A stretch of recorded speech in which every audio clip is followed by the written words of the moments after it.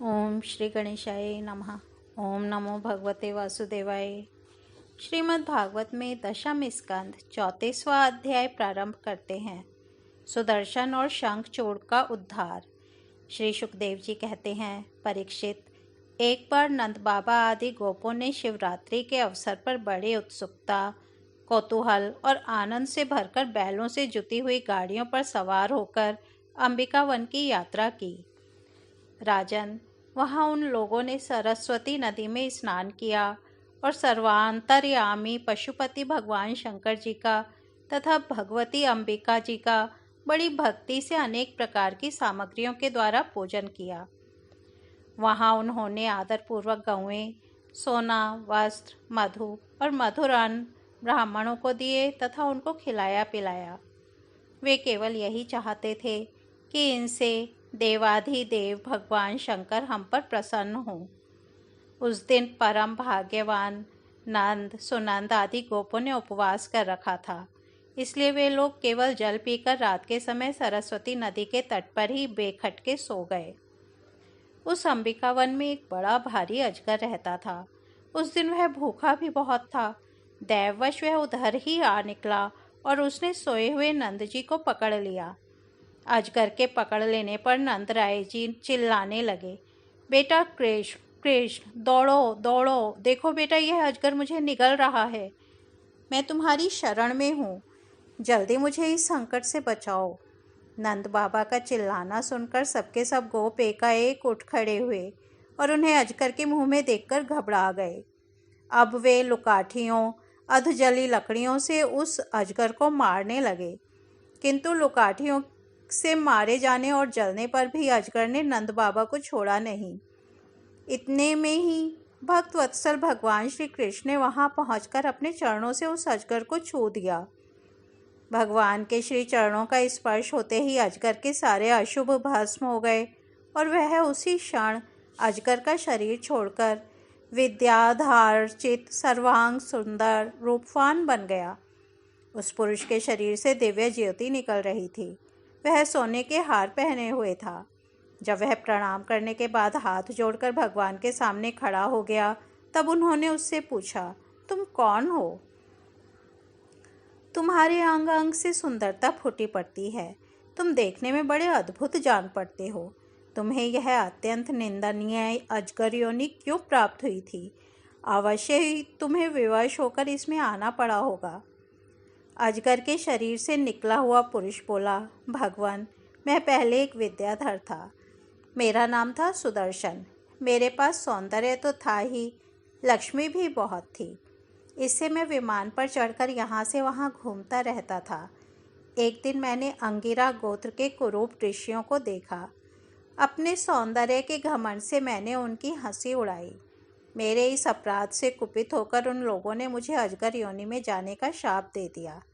यह मेरे पापों का ही फल था। उन कृपालु ऋषियों ने अनुग्रह के लिए ही मुझे शाप दिया था, क्योंकि यह उसी का प्रभाव है कि आज चराचर के गुरु स्वयं आपने अपने चरण कमलों से मेरा स्पर्श किया है।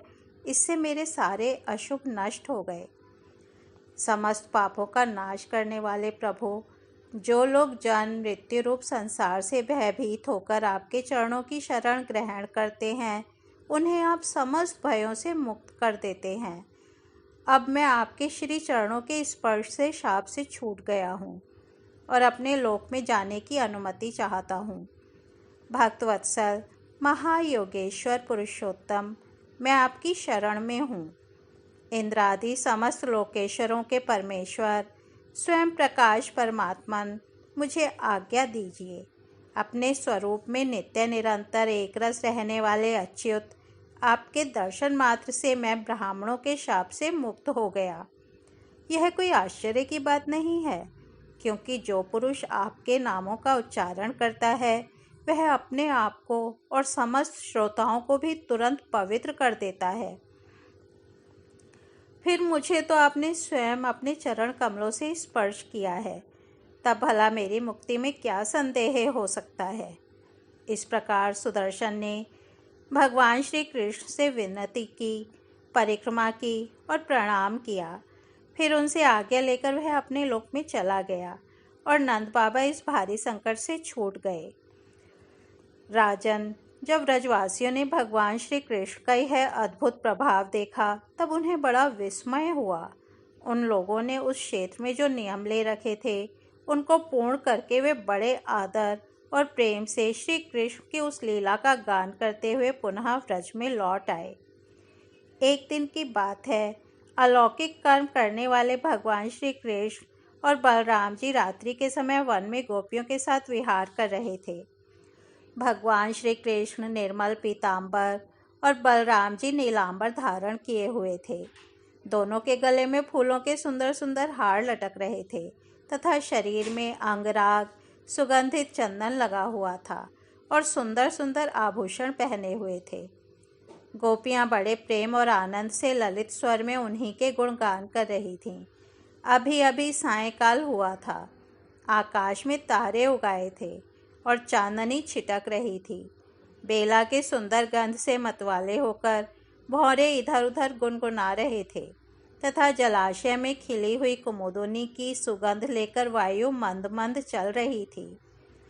उस दिन उनका सम्मान करते हुए भगवान श्री कृष्ण और बलराम जी ने एक ही साथ मिलकर राग आलापा। उनका राग आरोह अवरोह स्वरों के चढ़ाव उतार से बहुत ही सुंदर लग रहा था। वह जगत के समस्त प्राणियों के मन और कानों को आनंद से भर देने वाला था। उनका वह गान सुनकर गोपियां मोहित हो गईं। परीक्षित, उन्हें अपने शरीर की सुधि नहीं रही और वे अपनी चोटियों से बिखरते हुए पुष्पों को संभाल नहीं सक रही थीं। जिस समय बलराम और श्याम दोनों भाई इस प्रकार स्वच्छंद विहार कर रहे थे और उन्मत्त की भांति गा रहे थे, उसी समय वहाँ शंखचूड नामक एक यक्ष आया। वह कुबेर का अनुचर था। परीक्षित, दोनों भाइयों के देखते देखते वह उन गोपियों को लेकर बेखटके उत्तर की ओर भाग चला। जिनके एकमात्र स्वामी भगवान श्री कृष्ण ही हैं, वे गोपियां उस समय रो रो कर चिल्लाने लगीं। दोनों भाइयों ने देखा कि जैसे कोई डाकू गौओं को लूट ले जाए, वैसे ही यह यक्ष हमारी गोपियों को लिए जा रहा है और वे हा कृष्ण हा राम पुकार कर रो पीट रही हैं। उसी समय दोनों भाई उसकी ओर दौड़ पड़े। डरो मत, डरो मत, इस प्रकार अभयवाणी कहते हुए हाथ में शाल का वृक्ष लेकर बड़े वेग से क्षण भर में ही उस नीच यक्ष के पास पहुंच गए।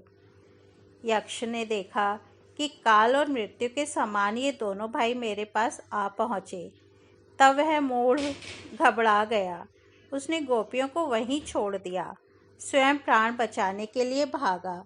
तब स्त्रियों की रक्षा करने के लिए बलराम जी तो वहीं खड़े रह गए, परंतु भगवान श्री कृष्ण जहाँ जहाँ वह भागकर गया उसके पीछे पीछे दौड़ते गए। वे चाहते थे कि उसके सिर की चूड़ामणि निकाल लें। कुछ ही दूर जाने पर भगवान ने उसे पकड़ लिया और उस दुष्ट के सिर पर कसकर एक घूंसा जमाया और चूड़ामणि के साथ उसका सिर भी धड़ से अलग कर दिया। इस प्रकार भगवान श्री कृष्ण शंखचूड़ को मारकर और वह चमकीली मणि लेकर लौट आए तथा सब गोपियों के सामने ही उन्होंने बड़े प्रेम से वह मणि बड़े भाई बलराम जी को दे दी। इस तरह से श्रीमद् भागवत में दशम स्कंध 34वां अध्याय समाप्त होता है। 35वां अध्याय युगल गीत हम कल सुनेंगे।